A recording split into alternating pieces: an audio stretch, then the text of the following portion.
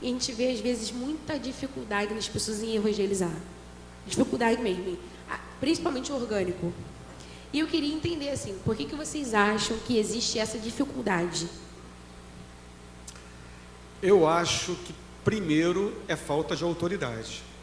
Porque, como eu falei no início, quando você encara uma pessoa no ônibus, ou você sobe uma comunidade para evangelizar, a nossa igreja fica aos pés de uma comunidade de São José da Pedra, na Oliva Maia e Madureira. Então, muitas vezes nós subimos a comunidade, passamos por pessoas armadas, e o interessante é que todo mundo me conhece, eu não conheço ninguém. Então eu passo por um cara com um AK-47 chamando e fala: Pastor Márcio, morro é nosso, pode subir, fica à vontade. Nunca vi aquela pessoa.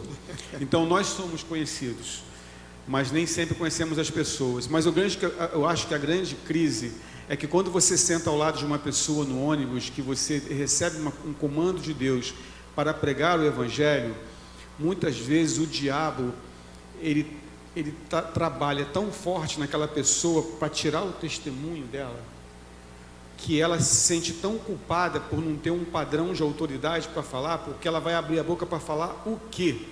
Se ela não tem tido uma vida que espelhe esse testemunho.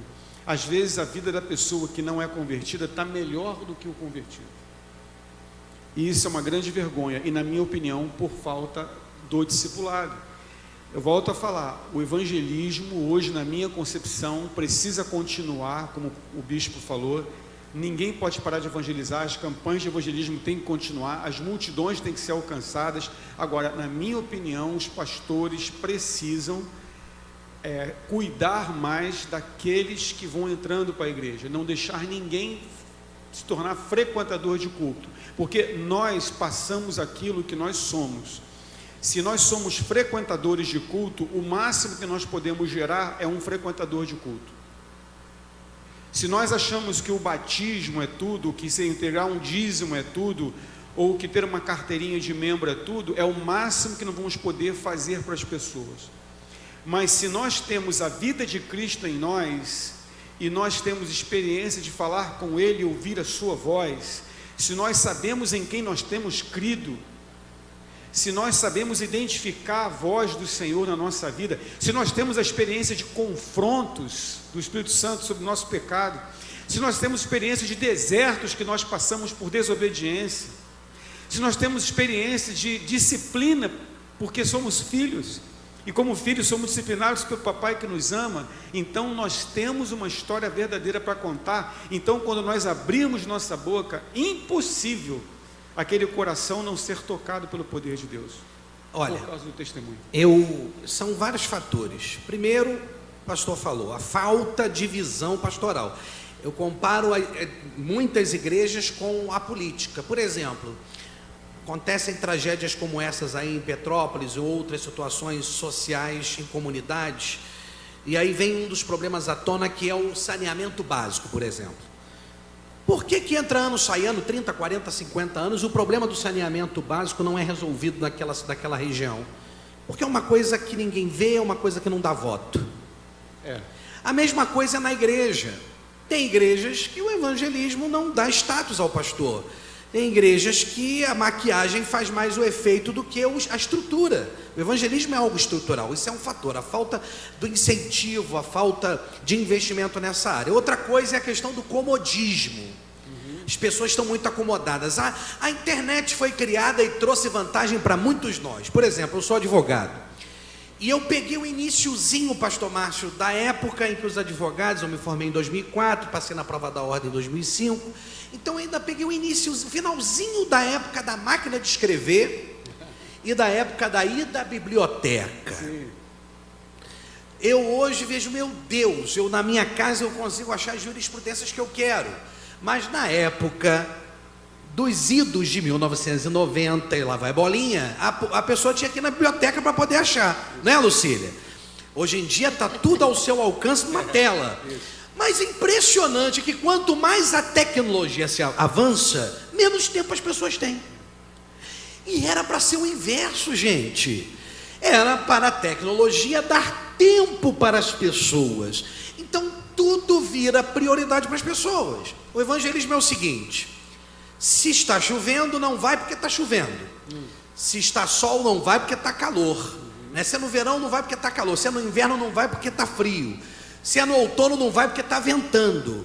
Se é na primavera, não vai porque está colhendo flores.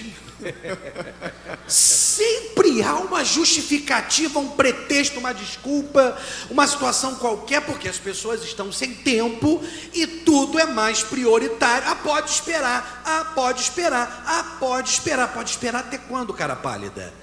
Eu fico muito preocupado, porque quanto mais nos é dado, mais nos será cobrado.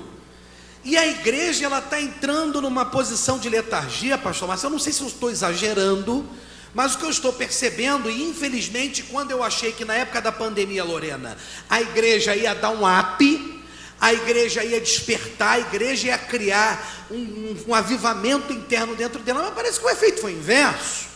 Não sei na sua igreja, mas muita gente depois da pandemia ficou menos espiritual ainda.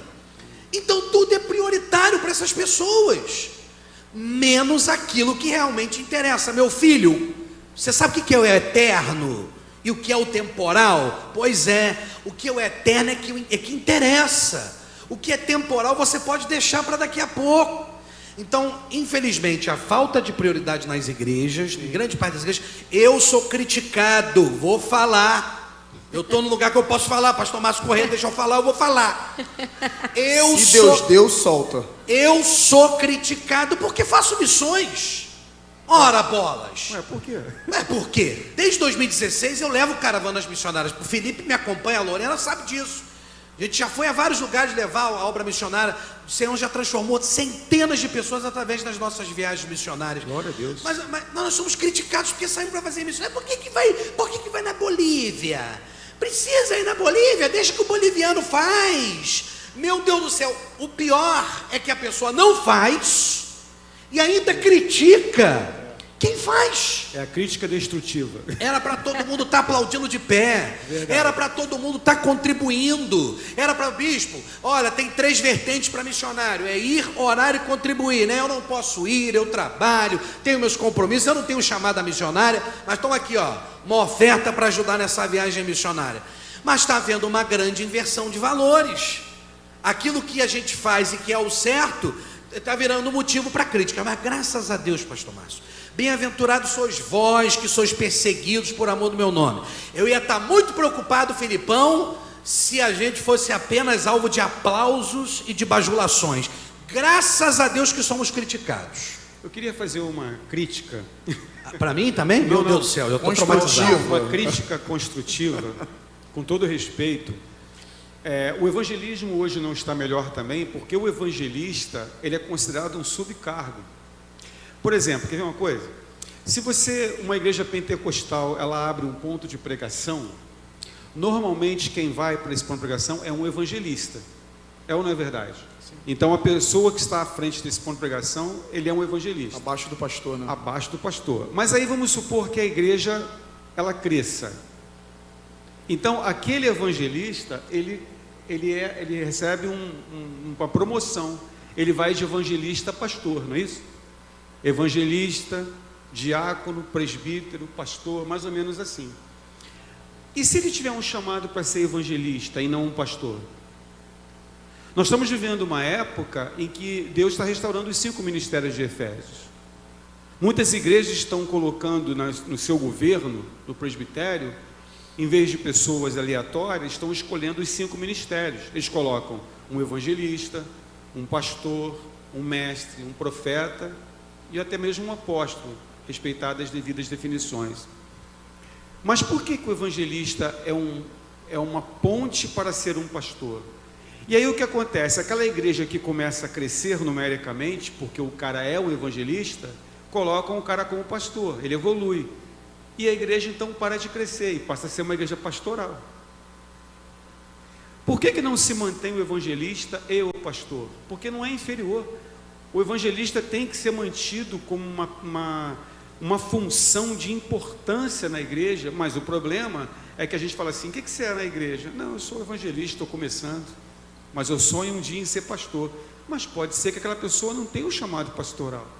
ela tem um chamado para ser evangelista, como Filipe, que era um evangelista, a palavra de Deus diz.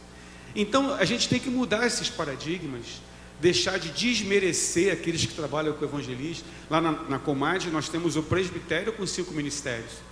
Então, na hora de uma reunião, de planejar uma atividade da igreja, o evangelista briga, tem que ir para a rua, tem que fazer missões, tem que subir o morro. Quer dizer, ele vai sempre puxar a sardinha para a sua brasa, a brasa para a sua sardinha. Ele sempre vai fazer pressão para que na agenda da igreja, a igreja vá para fora.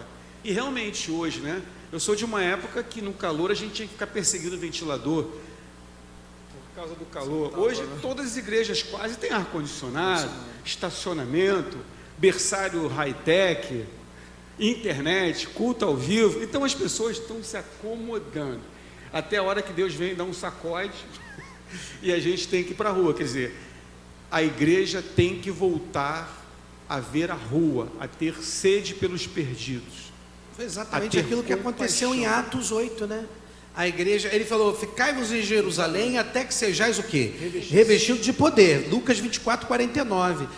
Eles ficaram, beleza, no capítulo 1, eles ficaram, beleza, no capítulo 2, só que passou o 3, o 4, o 5, o 6, o 7, o Papai do Céu olhou de cima para baixo, banda escritura, e disse assim, ó, eles estão muito acomodados, vamos permitir uma perseguição federal para eles. Aí no capítulo 8 veio a perseguição, capítulo 7, o que eles foram obrigados a fazer? Dispersar.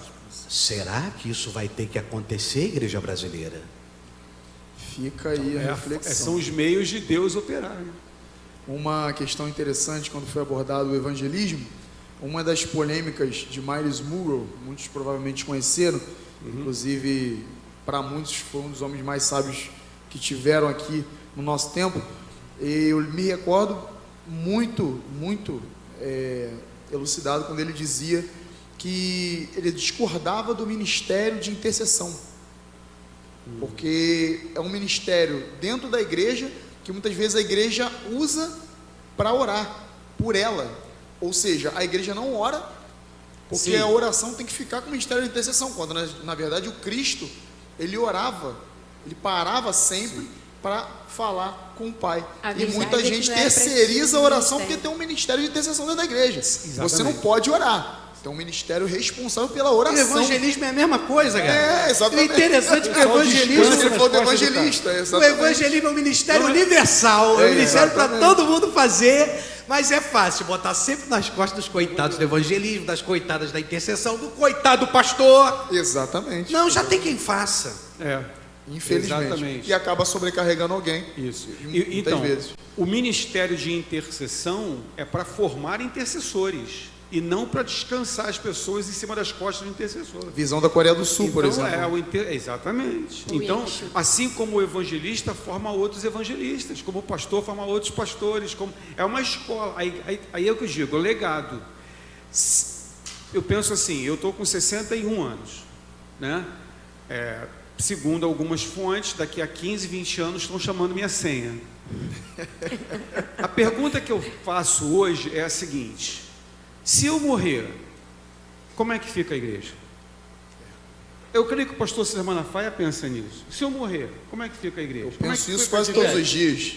Como é que fica a igreja? Quase todos os dias. Ele fala isso, que ele prepara sucessores. Então, se o Edir Macedo morrer, como é que fica a Universal? Isso mesmo. Se o R.R. Soares morrer, como é que fica a Igreja da Graça? Não é? Então, se nós não prepararmos um legado, o que nós estamos fazendo? Nós estamos criando nosso próprio império dentro do reino? Né? Quer dizer, Deus é um Deus geracional. Aliás, eu quero também falar, Deus é um Deus geracional. Ele nunca usa uma geração só. Ele é o Deus de Abraão, Isaac e Jacó. Vó Lloyd, mãe Eunice, Timóteo, né? Então você vê que ele sempre não deixa uma geração fazer tudo sozinha para não ficar soberbo. Então a gente vai morrer, cara. E quem nos substituir tem que fazer, no mínimo, igual ou melhor do que a gente. Então você tem que preparar o legado, tem que preparar. Foi isso que Jesus trabalhou 3 anos. Ele amava as multidões, mas ele tinha uma coisa na cabeça dele: eu tenho que preparar esses caras para a minha ida. Então o pastor, ele precisa Está aí o intercessor, formar intercessores, pastores. Ele tem que falar assim, caramba, eu falo para a igreja assim, gente, eu não posso morrer. Como é que vai ficar? Deus me chamar, eu falo, eu não posso ir, porque... Eu não posso Tô nem morrer podendo, em não. paz, né? Não estou podendo curtir o céu por enquanto, não. Então, mas a gente tem que trabalhar de uma forma que a outra geração faça melhor do que a gente, né?